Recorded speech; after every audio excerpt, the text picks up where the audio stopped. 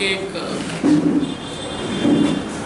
प्रशिक्षण कार्यक्रम हुआ था, बहुत बड़े पैमाने पर पूरे त्रिपुरा से लोग आए।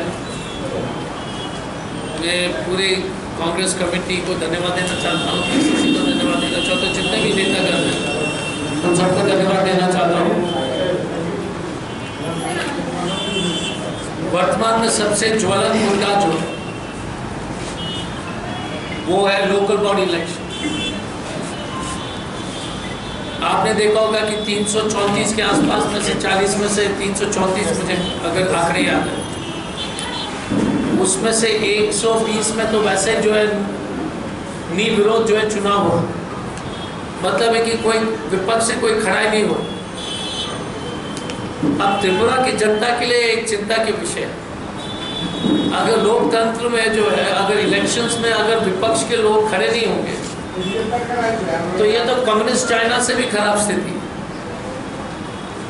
और भारतीय जनता पार्टी की सरकार जिस तरह से जो 120 के आसपास सीट में, अब उदयपुर में तो कोई भी कैंडिडेट किसी भी पार्टी का जो है कैंडिडेट खड़ा नहीं किया।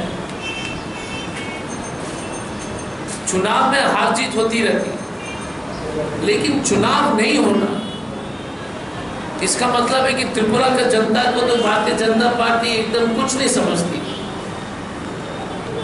वो सोचते हैं कि त्रिपुरा की जनता को लोकतंत्र की आवश्यकता नहीं है, वोट देने के अधिकार नहीं होने चाहिए। ये बीजेपी की मानसिकता है, ये जो फांसीवादी मानसिकता है। मैं इसे गंभीरता से कह रहा हूँ क्योंकि देखिए बीजेपी भी सत्ता में चुनाव से आए। अगर पंडित नेहरू, कांग्रेस के जितने भी दिग्गज अगर संविधान बनाते वक्त अम्बेडकर जी अगर वोटिंग ही नहीं देते तो बीजेपी कहाँ आता? वोट के माध्यम से आया और अब वोट को दबा रहे, क्योंकि इनके डीएनए में जो है उनके हाफ पैंट से लेकर के कपड़े से लेकर के इसी तरह का विचार है। उनके पूरे फांसीवादी विचार वो मसलोनी और से लेकर हिटलर से आया है, और हिटलर और मसलोनी तो विश्वास नहीं करते थे चुनाव में।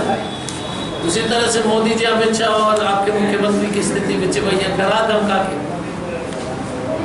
लेकिन कांग्रेस करीब 101 सीट में लड़ रही है। हम पूरा दम लगा रहे हैं, लेकिन हमारा जो लॉन्ग टर्म गोल है कि विधानसभा में शानदार प्रदर्शन करना, और उसके लिए हम लोग को मेहनत करने की आवश्यकता है। विरोजित सिन्हा साहब अपने भी विस्तार में बताएंगे बाद में, लेकिन हम लोग ने संकल्प लगा दिया है कि हम जितने भी दम है हमारे पार्टी में शक्ति है, हम पूरी तरह से लगाएंगे। एक चीज मैं आपके माध्यम से कहना चाहूंगा कि देखिए तृणमूल कांग्रेस हो या बाकी जितने भी पार्टी हैं, इस देश में भारतीय जनता पार्टी का विरोध सिर्फ एक ही पार्टी कर रही है और एक ही आदमी कर रहा है, वो श्री राहुल गांधी और पार्टी है कांग्रेस पार्टी। तृणमूल कांग्रेस ने कभी मोदी जी के खिलाफ बंगाल के बाद एक शब्द नहीं बोला है। हमको सुनने में आया कि तृणमूल कांग्रेस के पीछे से बीजेपी के कुछ उद्योगपति लोग की मदद जो है मिल रहा है।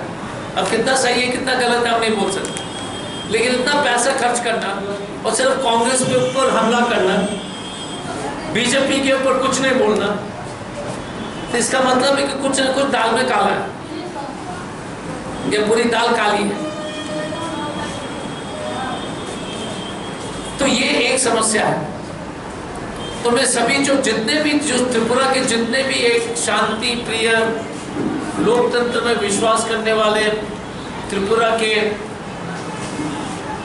बहुत ही बुद्धिजीवी जनता से ये अनुरोध करूंगा कि एक ही पार्टी, यदि आप भारतीय जनता पार्टी से नाराज है, और नाराज होनी चाहिए, नाराज इसलिए होनी चाहिए कि सरसों का तेल अब 260 रुपए पहुंच गया।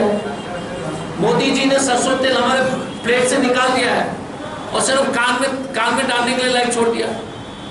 आपके खाने में आज कल से जो सरसों तेल नहीं मिलेगा, सिर्फ कान में डालिए मोदी जी, उसी में जो है ना वो भी छोड़ने के चक्कर में।